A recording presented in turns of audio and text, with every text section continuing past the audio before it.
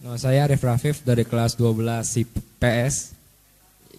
Di sini saya mau bertanya, mana yang harus dilakukan para siswa yang itu ikut privat untuk mengembangkan potensi dalam diri atau ikut privat untuk memperbaiki nilai yang jelek gitu. Terima kasih. Saya Mutia Medina dari 11 IPA. Apa solusi untuk memajukan pendidikan Indonesia, Bu? Nama saya Bunga Puspitasari dari kelas 12 IPS.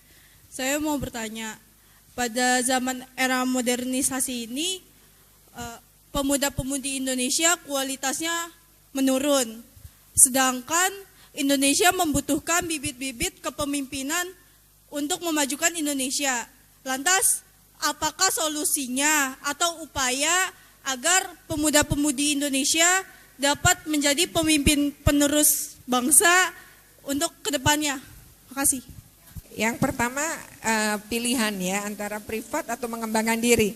Kalau saya ditanya anak saya misalnya mempertanyakan itu, saya membebaskan dia. Apakah dia mau privat? Ya kalau dia mau dibiayai, kalau dia nggak mau nggak apa-apa, nggak ada paksaan. Ini tergantung soal kemauan kita.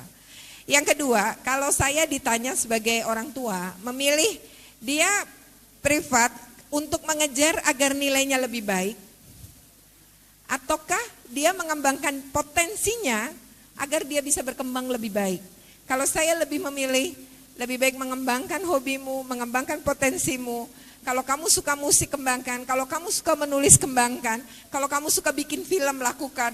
Dan kursus untuk hal yang kamu sukai tadi. Kalau kamu suka masak untuk jadi chef yang hebat, ya kamu les itu. Dibanding, ya kalau kamu suka musik, lakukan les musik. Dibanding hanya mengejar nilai.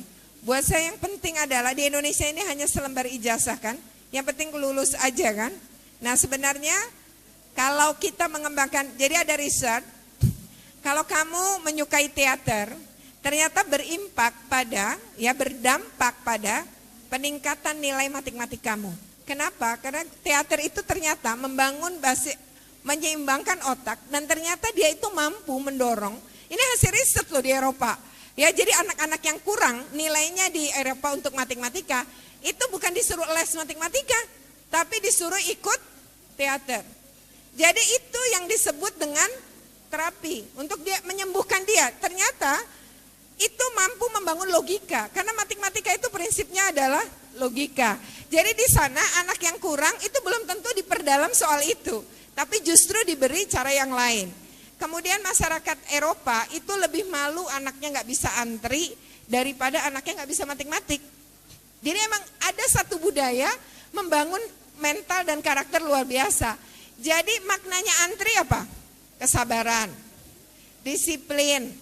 Kita kalau pingin cepat datang lebih dulu, menghargai orang lain, ya, menghargai artinya waktu. Jadi buat orang Eropa, ya, itu lebih berharga anaknya diajarin ngantri daripada nggak bisa matematik. Lebih malu kalau anaknya nggak bisa ngantri, gitu.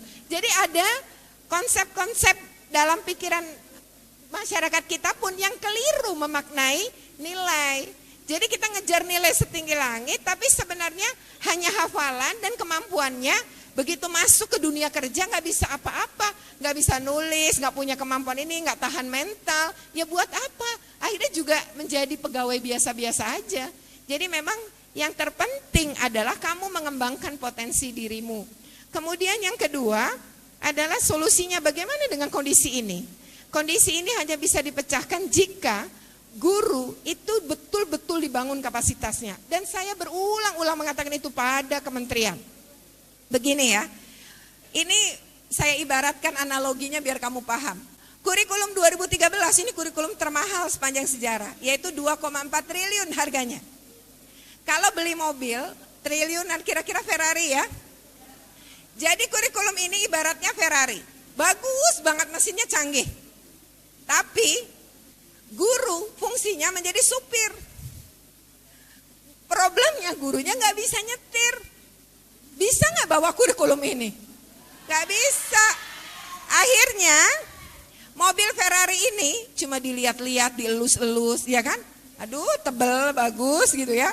Tapi nggak bisa mengajarkan pada anak kalau dia nekat bawa bisa nabrak atau mencelakakan anak didiknya, kan begitu. Nah, ibaratnya seperti itu. Jadi yang penting gurunya dikasih SIM dulu, tapi dilatih betul untuk bisa nyetir sampai parkir yang benar, belok kiri, belok kanan, nanjak dan lain-lain, itu dilatih betul ya.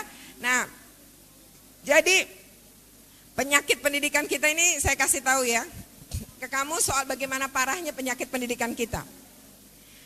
Kualitas murid jelek, dilihat dari apa? Asesmen internasional, saya pakai data aja. Asesmen internasional TIMSS dan PISA itu menempatkan anak Indonesia berada pada posisi bawah. Bahkan untuk PISA kita bersama Ghana. Kamu tahu Ghana nggak? Ghana itu negara Afrika miskin. Terus untuk TIMSS kita berada di bawah Palestina. Negeri berkecamuk perang, anaknya lebih bernalar dari anak Indonesia. Jadi secara kualitas dalam asesmen internasional Indonesia rendah. Sekarang guru Indonesia berada di mana posisinya? World Bank pada tahun 2012 merilis suatu riset. Dari 12 negara Asia, gurunya diteliti sampai ke dalam kelas, ternyata Indonesia berada di peringkat 12 dari 12 negara. Jadi kita pun terburuk. Nah, terakhir, sistem pendidikan kita apakah terbaik di dunia? Ternyata tidak. Tapi terburuk juga persen. Ya, firma Persen dalam hasil rilisnya menyatakan Indonesia dari 40 negara, tahun lalu kita berada dari 40 urutan ke-39, tahun ini kita berada urutan 40 dari 40 negara dalam sistem pendidikan. Nah, penyakit parah ini hanya bisa diobati jika kita membangun kapasitas guru. Kalau gurunya berkualitas, dia bisa bikin muridnya berkualitas. Iya kan? Kalau muridnya berkualitas dan gurunya berkualitas, sekolah berkualitas. Kalau semua sekolah berkualitas, pendidikan di Jakarta dan di Indonesia akan berkualitas ya. Jadi gurunya kuncinya. Nah, terakhir, nah bagaimana dengan kondisi ini? Ya tadi saya ulangi, kondisi ini hanya bisa diperbaiki ketika pemerintah kita paham persoalan pendidikan dan mulai membenahi para guru kita. Ya, saya pikir itu. Terima kasih. Assalamualaikum warahmatullahi wabarakatuh.